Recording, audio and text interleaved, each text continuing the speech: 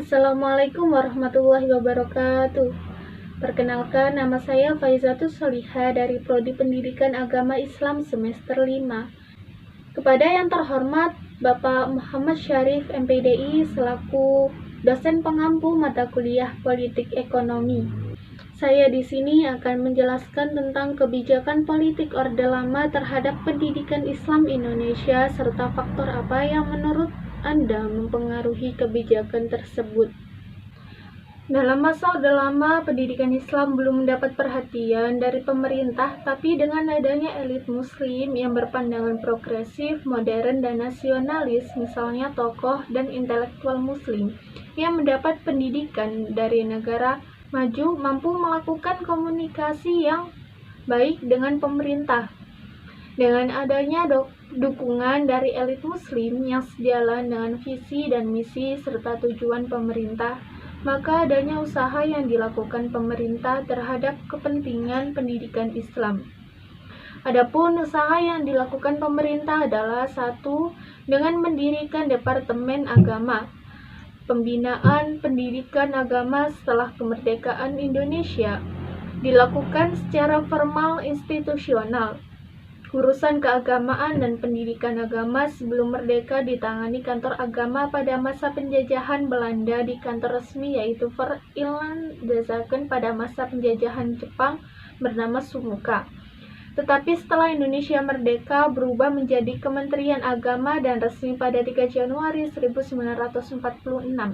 Namun di samping itu, pemerintah juga mendirikan Kementerian Pendidikan dan Kebudayaan yang menimbulkan pengelolaan yang dikotomus yang berdampak buruk pada pendidikan agama, sumber daya manusia, dan sarana prasarana.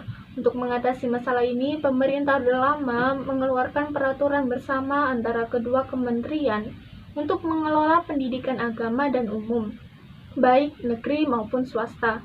Namun kebijakan ini baru menyelesaikan eksistensi muatan pendidikan agama dan belum menyentuh aspek-aspek pendidikan agama yang lainnya.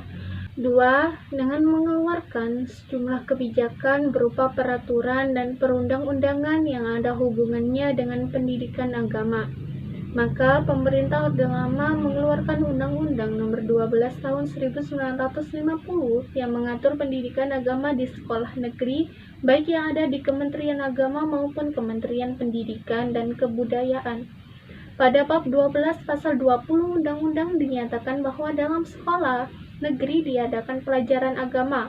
Orang tua murid menetapkan apakah anaknya akan mengikuti pelajaran tersebut atau tidak.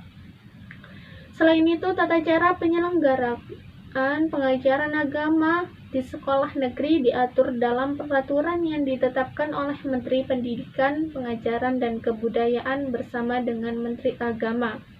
Khusus untuk mengelola pendidikan agama diberikan di sekolah umum tersebut, maka pada bulan Desember 1946 dikeluarkan surat keputusan bersama atau bisa disebut dengan SKB antara Menteri Pendidikan, Pengajaran, dan Kebudayaan dengan Menteri Agama. Antara lain mengatur pelaksanaan pendidikan agama di sekolah umum, baik sekolah swasta maupun sekolah negeri, yang berada di bawah Kementerian Pengajaran dan Kebudayaan. Sedangkan dalam bidang kurikulum pendidikan agama diusahakan penyempurnaan.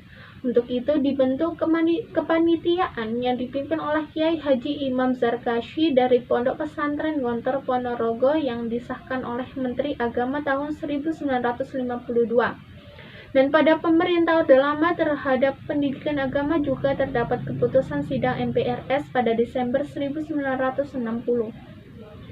Selanjutnya, pada pasal 3 dan keputusan MPRS dinyatakan bahwa agama menjadi mata pelajaran di sekolah umum, mulai dari sekolah dasar hingga perguruan tinggi, dengan ketentuan bahwa murid berhak ikut serta dalam pendidikan agama jika wali murid atau murid dewasa menyatakan tidak keberatan.